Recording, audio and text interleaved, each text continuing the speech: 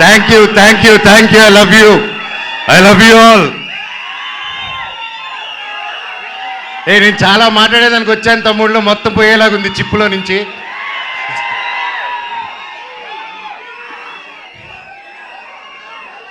Mirai ఎలా అనిపించింది మీకు? అందరికీ నమస్కారం. ఈరోజు ఇక్కడ ఈ స్టేజ్ మీద నిలబడారంటే అది ఓవర్ నైట్ జరిగిన కష్టం కాదు, ఇది 3 సంవత్సరాల కృషి. మిరాయ్ వెనకాల ఎన్నో కళ్ళు, ఎన్నో ఆశలు ఎంతో పెట్టుకొని ఈ జర్నీ స్టార్ట్ చేసాం.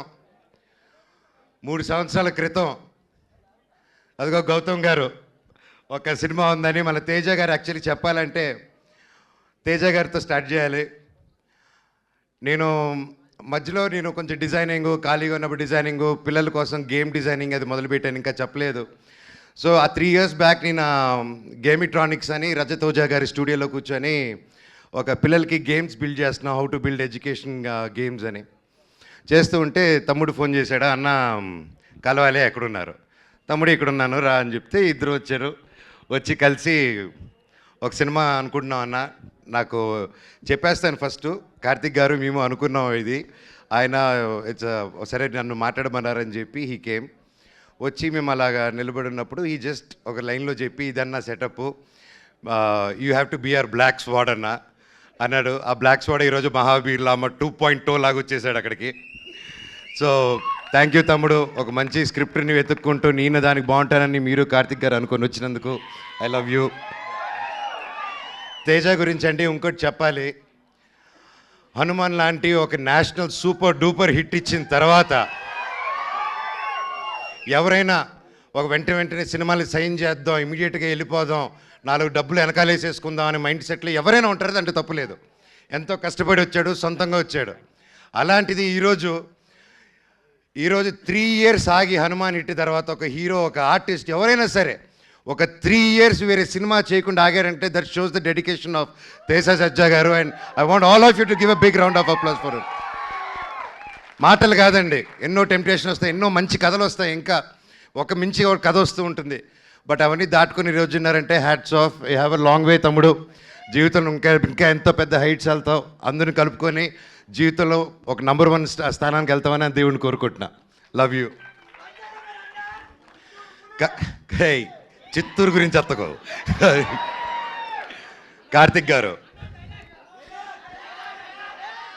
గారు గురించి చెప్పాలంటే ఈజ్ బికమ్ అన్ ఎమోషన్ నాకు. ఆయన టాలెంట్ ముందు ఎవరైనా చిన్నపోతారు. ఎస్పెషల్లీ నాకు సినిమా గురించి కొంచెం తెలుసు అనుకున్నాను, ఆయన కలిసాక తెలిసింది నాకు సినిమా గురించి ఏమీ తెలియదని. మళ్ళీ ఫస్ట్కి వెళ్ళిపోయి నేర్చుకుంటున్నాను. That's how brilliant, that's how talented is. ఆయన దాదాపు 6-7 ఇయర్స్ బ్యాక్ రాసుకున్న కథ ఇది.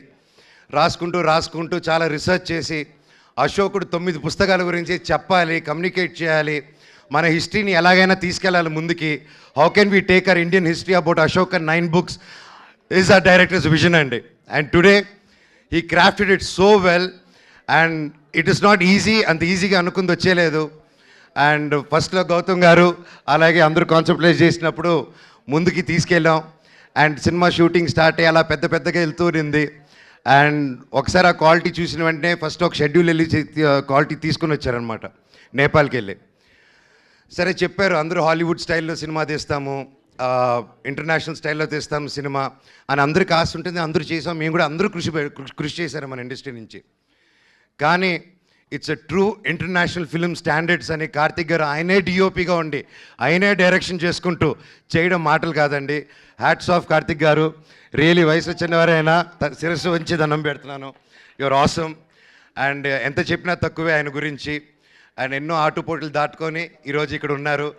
అండ్ ఈరోజు ట్రైలర్ చూస్తే మీకే అర్థమవుతుంది, ఆయన ఎక్కువ మాట్లాడరు, సో అందుకే ఆయన పనితనంలో చూపించేశారు. థ్యాంక్ యూ కార్తిక్ గారు for giving me such wonderful opportunity. నేను మాట్లాడేది ఫినిష్ చేశారు, డైలాగ్ ఒక్క ముక్క కూడా రాదు సార్. అలాగే విశ్వప్రసాద్ గారి గురించి మాట్లాడాలి. విశ్వప్రసాద్ గారు ఎక్కడ, ఆయన ఎప్పటి నుంచో తెలుసు నాకు. వాళ్ళ పాపకి Keerthi Prasad, she's very close like my sister. And ఈరోజు నా చెల్లెలు ఈరోజు ఇంత పెద్ద ప్రొడక్షన్కి ప్రొడ్యూసర్ అయిందంటే ఐఎమ్ సో హ్యాపీ.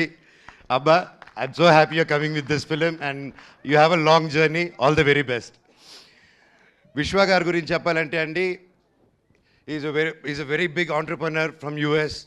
అక్కడ వెల్ సెటిల్డ్. అక్కడ మన తెలుగు వాళ్ళకి ఎంతో ఎంతో ఎంతో హెల్ప్ చేశారు. అక్కడ మన ఇండస్ట్రీ అక్కడికి వెళ్ళినప్పుడల్లా ఎవరైనా మన కోసం ఒకరు ఉన్నారంటే టీజీ విశ్వప్రసాద్ గారు అని అందరూ మాట్లాడుకునేవాళ్ళు.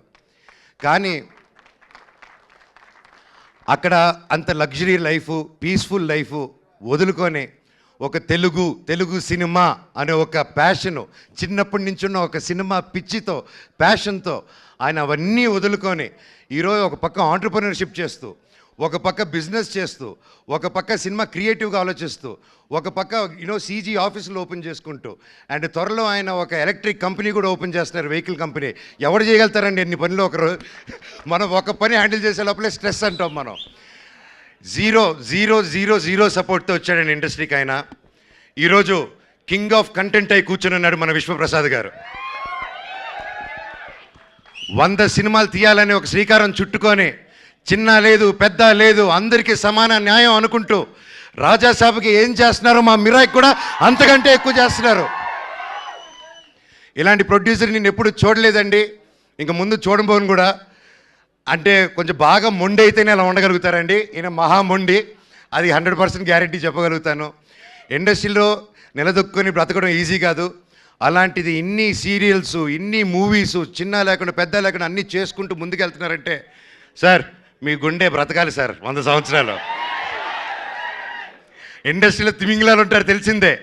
ఈయన రివర్స్ అటాక్లో వెళ్ళిపోయి ఎస్ నేనున్నాను అనుకునే సినిమా ముందు వచ్చేందుకు కాంప్రమైజ్ అవునన్నారు. ఇంత మిరాయి సినిమా హనుమాన్ అంత పెద్ద హిట్ అవ్వక ముందే తేజ నమ్మి, కార్తిక్ గారు నమ్మి, నన్ను నమ్మి ఇంత గొప్ప సినిమా తీసుకొని ఇంత పెద్దగా 3 years ఆగి, మామూలుగా ప్రొడ్యూసర్ స్టార్ట్ చేస్తే 6 నెలల్లో టక సినిమా ఫినిష్ చేసి రిలీజ్ చేయాలండి. ఎందుకంటే మేము ప్రొడక్షన్ చేసినప్పుడు కూడా అలాగే చేస్తాం. ఇంత ఆగి చేయాలంటే ఇంట్రెస్ట్ బర్డన్స్, రేట్లు పెరుగుతూ ఉంటాయి. సో ఇన్ని టెన్షన్స్ దాటుకొని ఒక సినిమా రిలీజ్ చేయాలి. ఈ 3 yearsలో ఎన్ని మారినా కానీ విశ్వ గారి ప్రేమ సినిమా మీద మాత్రం మారలేదండి. అది 100% నేను కల్లారా చూశాను. ఈరోజు మేమందరూ ఒక పాన్ ఇండియా, పాన్ ఇంటర్నేషనల్ ఫిలింకి నిలబడి నేను ఈరోజు ఇక్కడ మాట్లాడగలుగుతున్నానంటే అది రియల్లీ కార్తిక్ గారికి, విశ్వప్రసాద్ గారికి క్రెడిట్ గోస్ అండి. స్పెషలీ నా తమ్ముడు తేజకు కూడా.